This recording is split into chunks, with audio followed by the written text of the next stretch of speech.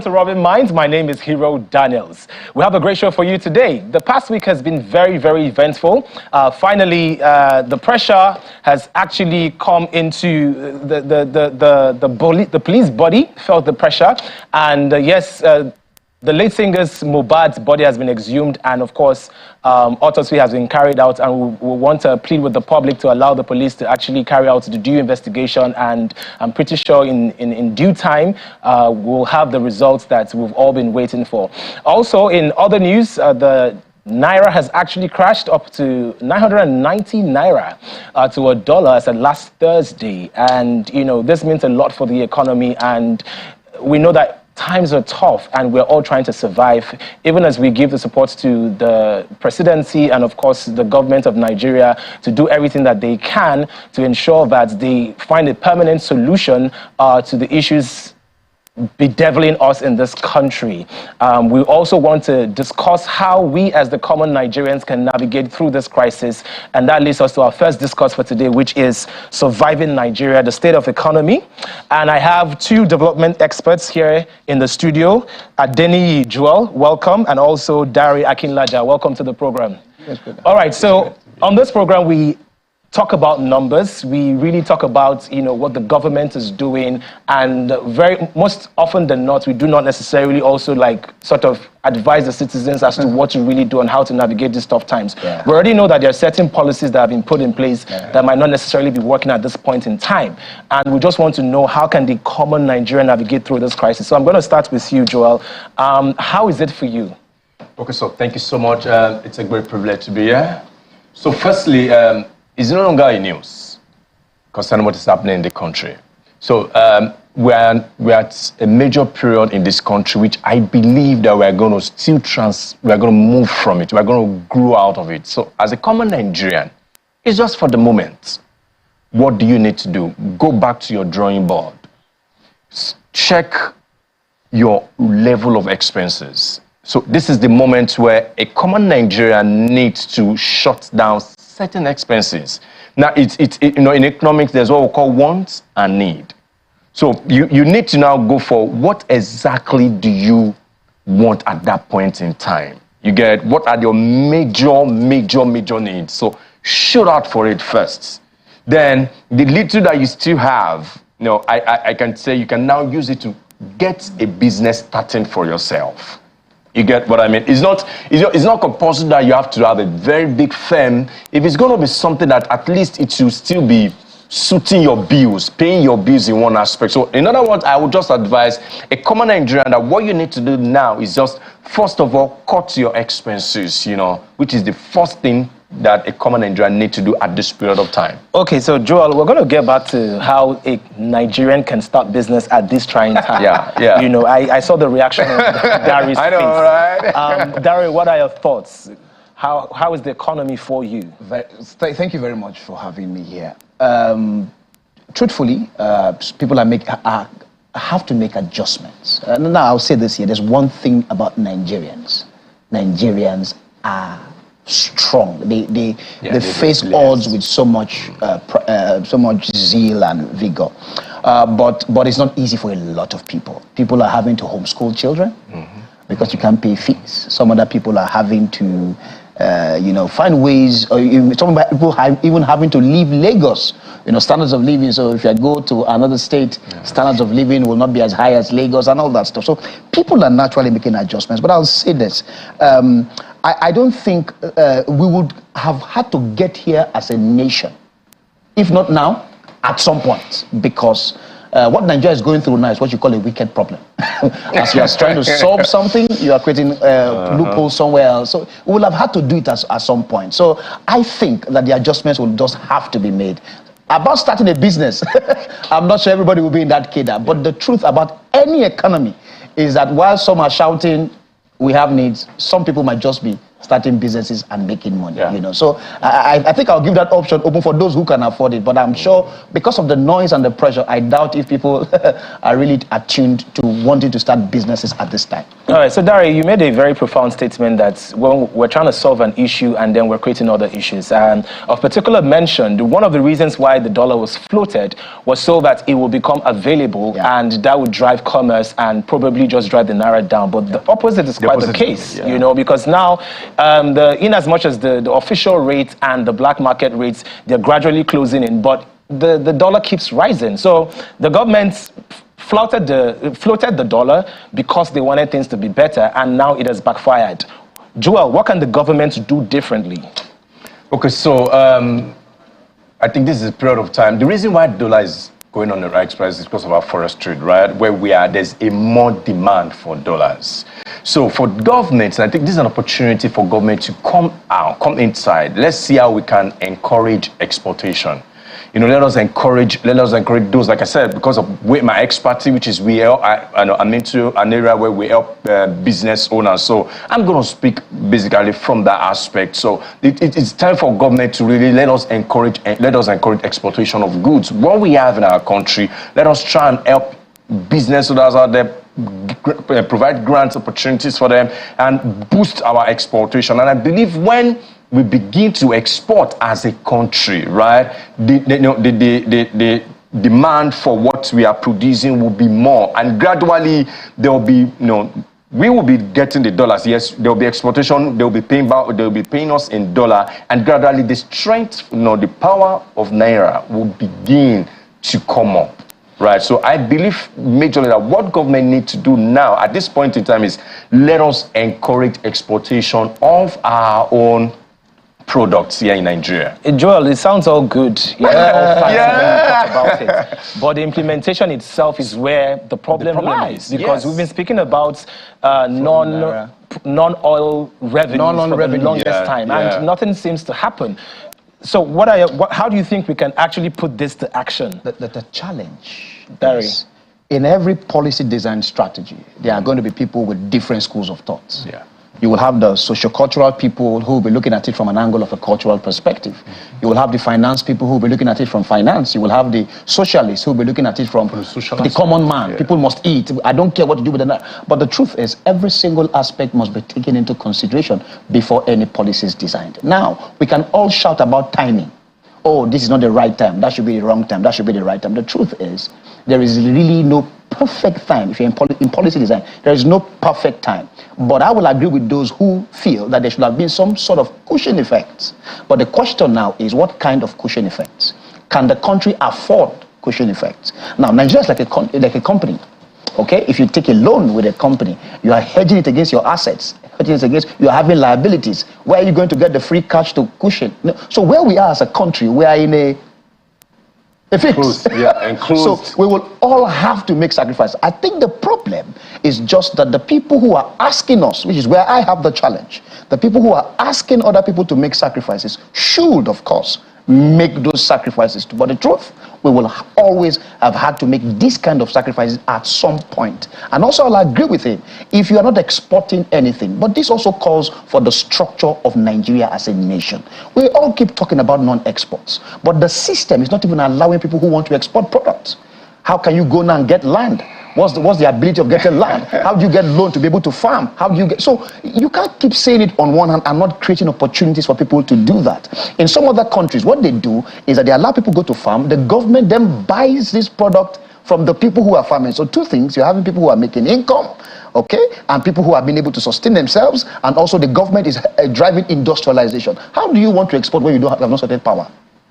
With what power do you want to power industries? So it's a full value chain, and we must begin to isolate and say to ourselves, what do we want to do first? But I think that this move is going to adjust certain behavioral traits. Nigerians have been known to change behavior based on pressure points. Nigeria will not adjust until pressure is applied. Maybe that's why leaders always think this approach to press everything must be rushed, because our behavior most of the time is what drives certain things you see economically. Our behavior as a people It's a very interesting one. Yeah, so are you now trying to say that the pressure is good for Nigerians? I'm not saying it is good, but it will always create behavioral adjustments. Pressure will always create behavioral adjustments. So Joel seems to have an experience with starting businesses, because his opening statement was people should start businesses. But the current businesses are not even surviving. Yeah. Small businesses are struggling. Diesel right. and the rest is... The cost of running businesses. And also, let's not talk about the fact that the minimum wage, in as much as it's 30,000 naira, it is still not being afforded by small business owners. Yeah. A lot of small business owners pay their staff even way beyond the minimum wage. Yeah. So let's even talk about the businesses that are existing right now. How can a small business survive? Okay, so just like what my colleague has said now, first of all, to be sincere with you, government have a lot to do here, right? Which is creating an enabling environment for business owners to strive. But at the same time, I'm in the school of thought that says that the development of every nation is a collective responsibility of every individual, every citizen of that country, both outside the country and also in the country. So now, for business owners, right, we can't just wait to let government put things in place for us. Now, what can you do as a business owner?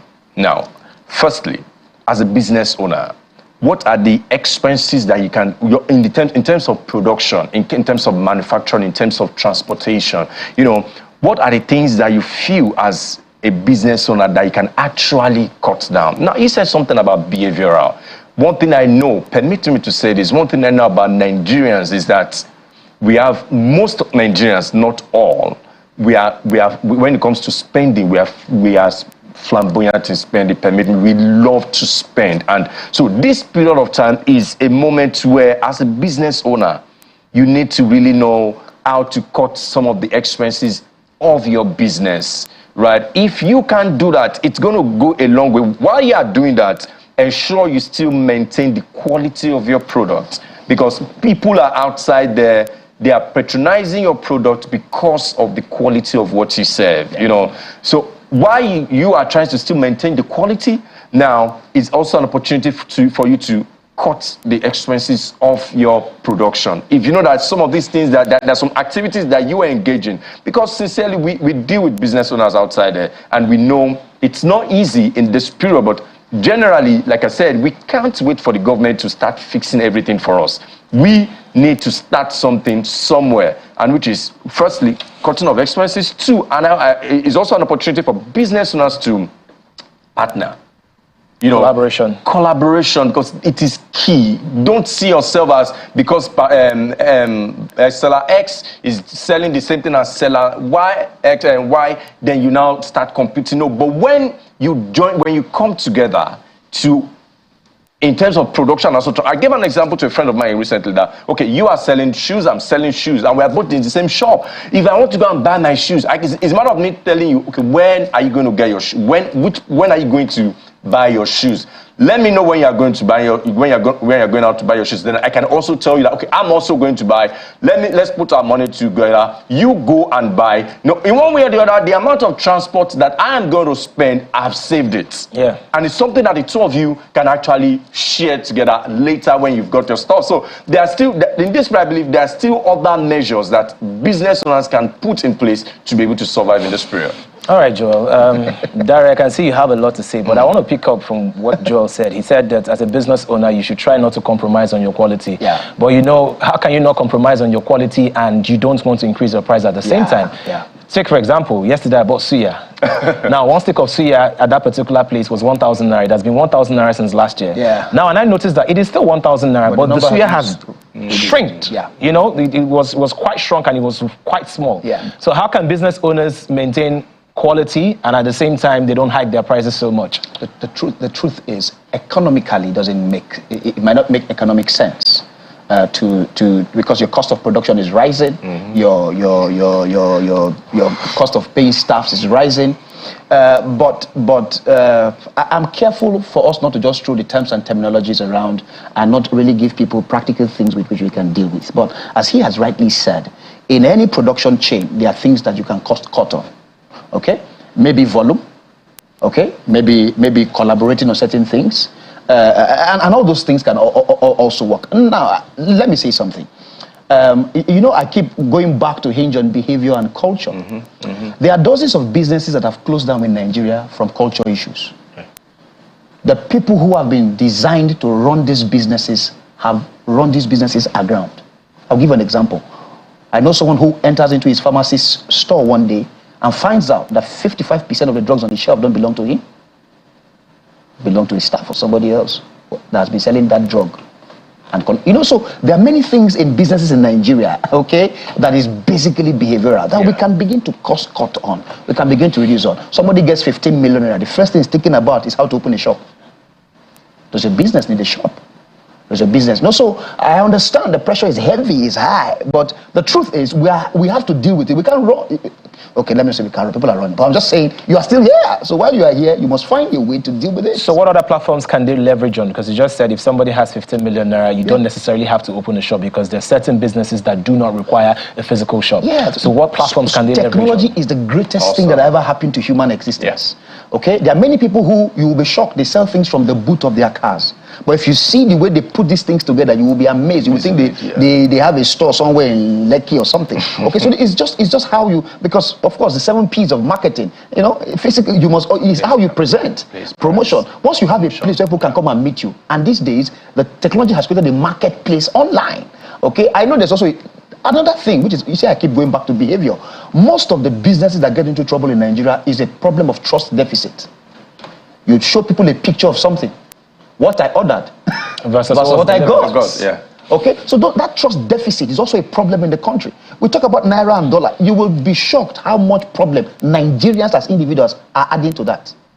Okay, so a lot of behavioral adjustments is also required for us as a people. I like this definition. It's a collective responsibility. I know also, I'm sure you will have heard this argument. Who puts more pressure, the followers or the leaders?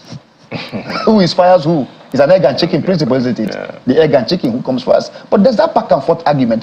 The basic thing is, this is a season where I think that our behavior and culture as a people must begin to adjust. Okay. It's an important part of it. Well, we're going to get on to the Nigerians that don't run businesses, because that's a vast population of Nigerians. But just in order to make sure that we're very objective with this conversation, we're trying to be solution driven, right?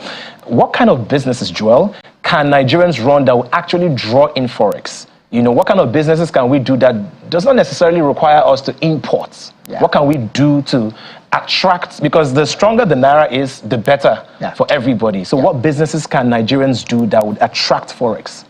Okay, but so basically my research recently shows that one of the businesses that is really, outside there and making relevance is the tech sector, the tech system. Now, and I know very well that every product, what people do now, what business owners, what we advise them to do now is just to ensure that no matter what product you are making, ensure you make it, you bring it to the tech sector. If it's going to be for you, just like what he has said, if it's going to be for you that have a media platform where you shoot out your product, for people to see, to create visibility. Now, I am always very careful when I want to tell people what kind of business that they need to do at this period of time, because everyone have their own area of interest. I cannot tell you that. Okay, I cannot tell that as a pepper seller. Okay, go into pepper selling because of because there's nobody that cannot do without preparing soup. Now, if I'm to really advise on what kind of this, for me, I won't be selfish, because I'll speak of going into this food products. There's no how. Every day, people tend to buy food to eat. Now, if you are really, as an individual, if you are considering what kind of business to go into, sit down and study the economy, study the environment you are in. What are the things that you feel people really like, and you can tap into it. Look also what are the day-to-day things that people really want to get. That is a major need to the people. You can also venture into it, and don't forget, all these things still boils down to the capital. The amount. What can I start with 100,000 naira? From 100,000 is a very good. You can start a small business like food selling.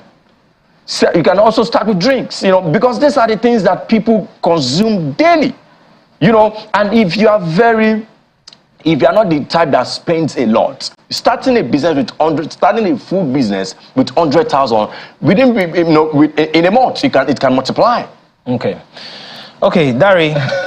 So very quickly, because we're running out of time, for those that don't run businesses and they have to depend on a salary of, let's say, 50,000 naira or less, just quickly.